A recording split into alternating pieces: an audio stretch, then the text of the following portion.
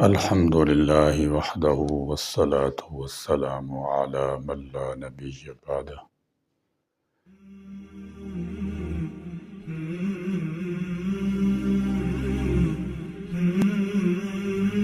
موت ایک اٹل حقیقت ہے جس کا ذائقہ ہر جان کو چکھنا ہے، اور اس حقیقت کو ہر شخص تسلیم کرتا ہے۔ موت ہمیں اپنی حیثیت یاد دلاتی رہتی ہے کہ ہم اس دنیا میں ہمیشہ ہمیشہ رہنے نہیں آئے بلکہ مسافر ہیں۔ ہر روز 1.5 لاکھ کے لگ بھگ انسان لقمہ اجل بنتے ہیں۔ کسی عزیز کی موت کا رنج و غم ایک فطری عمل ہے، البتہ اس صدمے کو صبر و استقامت اور حوصلے سے برداشت کرنا ہی بندہ مومن کے شایان شان ہے۔ اسلامی تعلیمات کی روشنی میں پورے وقار اور ادب و احترام کے ساتھ میت کی تکفین اور تدفین کی جائے۔ میت کے ورثاء کے ساتھ اظہار ہمدردی و غمگساری کو تعزیت کہا جاتا ہے۔ تعزیت ایک مسنون عمل کے ساتھ ساتھ ایک مسلمان کا دوسرے مسلمان پر حق بھی ہے۔ کسی بھی شخص کے مرنے سے اس کے گھر والوں پر گویا قیامت ٹوٹ پڑتی ہے۔ ایسے موقع پر قریبی رشتہ داروں کا رنج و غم میں مبتلا ہونا ایک فطری عمل ہے۔ اسلامی تعلیمات کے مطابق کی جانے والی تعزیت سے میت کے عزیزوں کو نہ صرف حوصلہ ملتا ہے بلکہ اس سے یہ بھی ظاہر ہوتا ہے کہ اسلام نے اپنے ماننے والوں کو کسی بھی حال میں تنہا نہیں چھوڑا۔ اسلام نے ایسے مبارک اصول دیے ہیں کہ زندگی کے سفر میں کوئی تنہا نہ رہے۔ مصیبت کے وقت کسی کو ذہنی و جذباتی سہارا دینا بہت بڑی مدد ہوتی ہے۔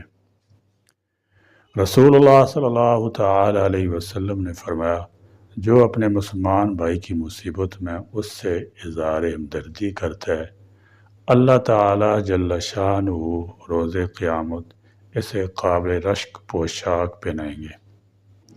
اسلام ایک فطری دین ہے جو انسان کی پیدائش سے لے کر وفات دفن تک ہر مرحلے پر واضح رہنمائی فراہم کرتا ہے۔ اس کی بنیادی تعلیمات نہایت سادہ اور آسان ہیں۔ یہ نہ تو مشقت پیدا کرتی ہیں اور نہ ہی نقصان کا باعث بنتی ہیں۔ اگر ہمارے معاشرے میں کسی موقع پر پریشانی یا تکلیف محسوس ہوتی ہے تو وہ زیادہ تر ہمارے اپنے بنائے ہوئے رسم و رواج اور غیر ضروری مقابلہ بازی کا نتیجہ ہوتی ہے۔ اسلام ہمیں سادگی اور سہولت کا درس دیتا ہے، لیکن افسوس کہ غیر ضروری رسوم ایک دوسرے پر سبقت کا جذبہ، حسد، لالچ، تفاخر نے ہماری مشکلات میں اضافہ کر دیا ہے۔ مزید برآں ان چیزوں نے دین کے بعض معاملات میں بدعات بھی شامل کر دی ہیں جو اصل تعلیمات سے انحراف کے مترادف ہیں۔ اسلامی تعلیمات کے مطابق نماز جنازہ فرض کفایہ ہے، یعنی اگر اہل محلہ یا گاؤں کے چند افراد بھی اسے ادا کر دیں تو سب کے ذمے سے یہ بوجھ اتر جاتا ہے۔ لیکن اگر باخبر ہونے کے باوجود پورے گاؤں یا محلے میں سے کوئی بھی اس میں شریک نہ ہو تو سب گناہ گار ہوں گے۔ لہذا ہر فرد کا ہر جنازے میں شریک ہونا ضروری نہیں۔ جنازے میں تمام رشتہ داروں کی شرکت یقینی بنانے کے لیے غیر ضروری تاخیر کرنا جائز نہیں۔ جب کچھ افراد نے فرض کفایہ ادا کر دیا تو باقیوں پر کوئی گناہ نہیں۔ موجودہ دور میں جہاں آبادی کا پھیلاؤ، حادثات کی کثرت، قدرتی آفات، جنگ و جدل عام ہے، شرح اموات میں بھی اضافہ ہوا ہے، ایسے حالات میں کسی کے لیے یہ ممکن نہیں کہ وہ ہر جنازے، ہر تعزیت میں شریک ہو سکے۔ ہر شخص پر اپنی دیگر ذمہ داریاں بھی ہیں، جیسے روزگار، کسب حلال کی محنت، اولاد کی تربیت، گھریلو بوجھ۔ لہذا غمزدہ خاندانوں کو یہ توقع نہیں رکھنی چاہیے کہ ہر کوئی ان کے دکھ اور درد میں، غم میں شریک ہو۔ تعزیت کے لغوی معنی ہے فوت شدہ کے لواحقین کو تسلی دینا۔ شرعی طور پر اس کا مقصد صرف غم کا اظہار نہیں بلکہ اہل میت کی دل جوئی کرنا، انہیں صبر کی تلقین کرنا اللہ کی تقدیر پر راضی رہنے کی نصیحت کرنا ہے۔ حضرت عبداللہ بن مسعود رضی اللہ تعالی عنہ سے روایت ہے کہ نبی کریم صلی اللہ تعالی علیہ وسلم نے فرمایا، جس شخص نے کسی مصیبت زدہ کی تعزیت کی، اسے بھی اس کے برابر اجر ملے گا۔ تعزیت کا حقیقی مقصد غم زدہ دل کو سہارا دینا اور اہل میت کے دکھ میں شریک ہونا ہے۔ اس موقع پر مرد اور خواتین دونوں ہی تعزیت کر سکتے ہیں، بشرطے کہ وہ شرعی آداب کا مکمل لحاظ رکھیں۔ اگر نوجوان خواتین کی موجودگی سے کسی بھی قسم فتنے کا اندیشہ ہو تو ان کے لیے تعزیت کے لیے جانے سے اجتناب کرنا بہتر ہے۔ عورتوں کے لیے سب سے بہتر طریقہ یہ ہے کہ وہ صرف میت کے گھر کی خواتین سے ملیں اور انہیں تسلی دیں۔ اس دوران مردوں سے پردے کا خاص اہتمام کریں۔ تعزیت ایک بار کافی ہے۔ اسے بار بار دہرانا اہل میت کے غم کو تازہ کرتا ہے۔ شرعاً تعزیت 3 دن تک ہے، اس کے بعد اسے رسم بنا لینا درست نہیں۔ تعزیت کا وقت میت کے انتقال سے لے کر 3 دن تک ہوتا ہے۔ اس دوران کسی وقت میت کے اہل خانہ اعزا و اقارب سے تعزیت کی جا سکتی ہے۔ البتہ افضل یہ ہے کہ غسل دفن سے فارغ ہونے کے بعد تعزیت کی جائے، کیونکہ اس سے پہلے تو میت کے اہل خانہ میت کی تجہیز اور تکفین میں مشغول ہوں گے، اور نماز جنازہ کے بعد تدفین کا مرحلہ ہوتا ہے جس میں تاخیر درست نہیں ہے۔ اس لیے نماز جنازہ کے بعد تعزیت کرنا اور تدفین میں تاخیر کا باعث بن رہا ہو تو پھر اس وقت تعزیت نہ کی جائے۔ شرعاً 3 دن تک تعزیت کی اجازت ہے اور 3 دن کے بعد تعزیت کرنا مکروہ ہے۔ البتہ اگر کوئی اس موقع پر موجود نہ ہو، سفر میں ہو یا کسی دور جگہ سے آیا ہو اور ان 3 دنوں میں تعزیت نہ کر سکا ہو تو وہ بعد میں بھی تعزیت کر سکتا ہے، یا جو شخص دور سے آئے یا جسے اطلاع دیر سے ملے وہ بعد میں بھی تعزیت کر سکتا ہے۔ مزید یہ ہے کہ رسول اللہ صلی اللہ علیہ وسلم نے فرمایا، کوئی بھی عورت اللہ یوم آخر پر ایمان رکھتی ہو، اس کے لیے جائز نہیں کہ وہ کسی میت پر 3 دن سے زیادہ سوگ کرے سوائے شوہر کے، جس کی عدت 4 ماہ 10 دن ہے۔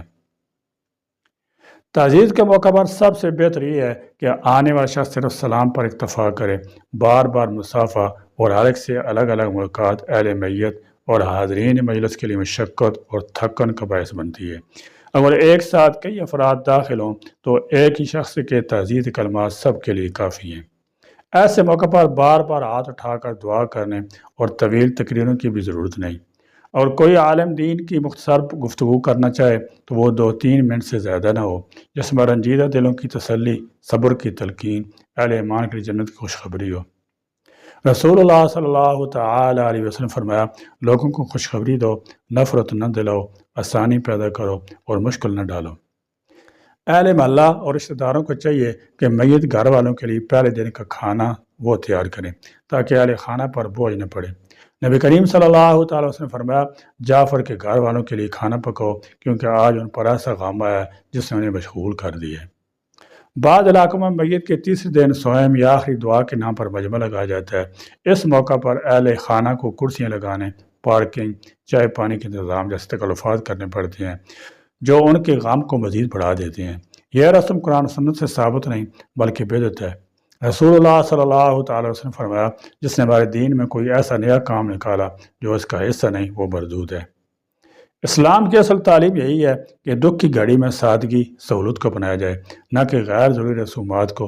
ہمارے معاشرے میں ایک اور غلط رسم یہ بھی ہے کہ جس گھر میں کوئی وفات پا جائے وہاں عید کے موقع پر بھی لوگ جمع ہو کر اہل خانہ کے ساتھ سوگ مناتے ہیں، حالانکہ شریعت نے اس کی اجازت نہیں دی۔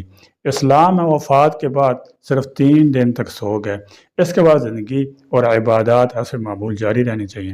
افسوس ہے کہ ہمارے ہاں 40واں، پہلی عید اور اس طرح کے رسومات کے نام پر غیر شرعی طریقے اپنائے جا رہے ہیں جو دین کی اصل تعلیمات کے خلاف ہیں۔ اہل محلہ اور عزیز و اقارب کو چاہیے کہ کم از کم 3 دنوں تک میت کے گھر آنے والے مہمانوں اور اہل خانہ کے لیے کھانے پینے کا بندوبست کریں۔ اسلام بہت آسان اور خوبصورت زندگی گزارنے کا سلیقہ سکھاتا ہے، لیکن بہت سی مشکلات رسم و رواج کے ہاتھوں ہم نے اپنے اوپر خود مسلط کی ہوئی ہیں۔ ضرورت اس امر کی ہے کہ ان خلافات سے جان چھڑائی جائے، تلاوت قرآن، دعائے مغفرت، صدقہ و خیرات، کلمات خیر کے ذریعے میت کو احسال ثواب کیا جائے۔ البتہ ان فضولیات کے خلاف عملی جہاد کی ضرورت ہے۔ اسلام نے جنازہ، تعزیت، اسی طرح شادی بیاہ خوشی کے مواقع میں بھی سادگی، آسانی اور اعتدال کو پسند کیا ہے۔ فرض کفایہ ادا ہو جانے کے بعد غیر ضروری رسوم، فضول خرچی، بار بار کی تعزیت اور بدعات سے پرہیز ضروری ہے۔ اصل مقصد غمزدہ خاندان کو تسلی دینا، صبر کی تلقین کرنا، اللہ کی رضا پر راضی رہنا ہے۔ علماء خطباء کو چاہیے کہ وہ خطبات مجالس اصلاح میں ان امور کی صحیح وضاحت کریں تاکہ عوام میں درست شعور پیدا ہو۔ اللہ تعالیٰ عمل کی توفیق عطا فرمائے۔ آمین۔ وآخر دعوانا الحمدللہ رب العالمین۔